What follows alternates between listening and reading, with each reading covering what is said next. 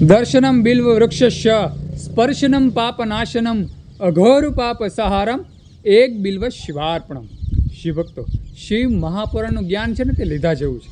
જ્યારે પણ આપણે જીવનમાં એમ કહેવાય નવરાશની પળો હોય ને ત્યારે શિવ મહાપુરાણ વાંચવું. શિવ ભક્તો, આજે મેં શિવ મહાપુરાણ વાંચ્યું ને તેમાં સુંદર એક કડી લખેલી હતી કે જે કોઈ માનવ, જે કોઈ જીવ બિલ્વ વૃક્ષની નીચે એક જ્યોત પ્રગટ કરે છે ને તે તત્વજ્ઞાનથી સંપન્ન થઈ જાય છે અને ત્યાર પછી ભગવાન મહેશ્વરને મળી જાય છે. શિવ ભક્તો, આ કડી, આ લાઈન છે ને સમજવા જેવી છે. જ્યારે આપણા જીવનમાં મોકો મળે, આજુબાજુમાં એમ કહેવાય કે બિલ્વ વૃક્ષ હોય, આપણા ઘરમાં બિલ્વ વૃક્ષ હોય તો તેની નીચે આપણે એક જ્યોત પ્રગટ કરવી જોઈએ. એમ કહેવાય છે, શિવ મહાપુરાણમાં કહેલું છે, જો આવું કાર્ય આપણે કરીએ ને તો આપણને તત્વજ્ઞાન પ્રાપ્ત થાય છે. એવું જ્ઞાન પ્રાપ્ત થાય છે જેનાથી એમ કહેવાય કે આપણા જીવનમાં સુખોની પ્રાપ્તિ થાય છે. જે પણ ઈચ્છા હોય, જે પણ આપણા જીવનમાં વાસના હોય તે ફટાફટ આપણને પ્રાપ્ત થઈ જાય છે. અને એમ કહેવાય છે કે ભગવાન શિવમય એક જ્ઞાનની પૂર્તિ અઢળક આપણામાં આવી જાય છે.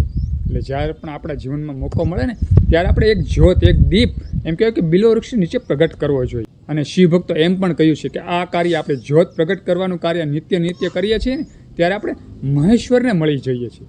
વિચાર કરો, આ વાત છે ને તે સામાન્ય વાત ન કહેવાય.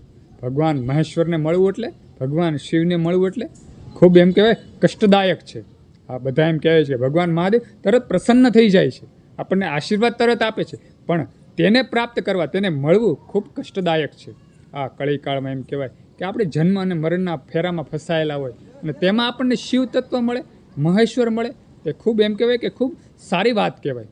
શિવ મહાપુરાણને દરેક કડી આપણે જીવનમાં ઉતારવા જેવી છે, સમજવા જેવી છે. તો તમામ શિવ ભક્તોને મારે એટલું જ કહેવાનું કે જ્યારે આપણે જીવનમાં મોકો મળે, બિલ્વ વૃક્ષ મળે, બિલ્વ વૃક્ષ જોવા મળે ત્યારે તેની નીચે એક જ્યોત, એક દીપ આપણે પ્રગટાવવો. તો શિવ ભક્તો, આ એક ખૂબ નાની એવી વાત હતી. જો તમને આ વાત ગમી હોય તો વિડીયોમાં લાઈક આપજો, કમેન્ટમાં હર હર મહાદેવ, ઓમ નમઃ શિવાય લખજો અને આ વિડીયો બીજા શિવ ભક્તોને શેર કરી દેજો. બધા શિવ ભક્તોને, હિન્દુ સનાતન ધર્મના લોકોને મારા હર હર મહાદેવ અને ઓમ નમઃ શિવાય.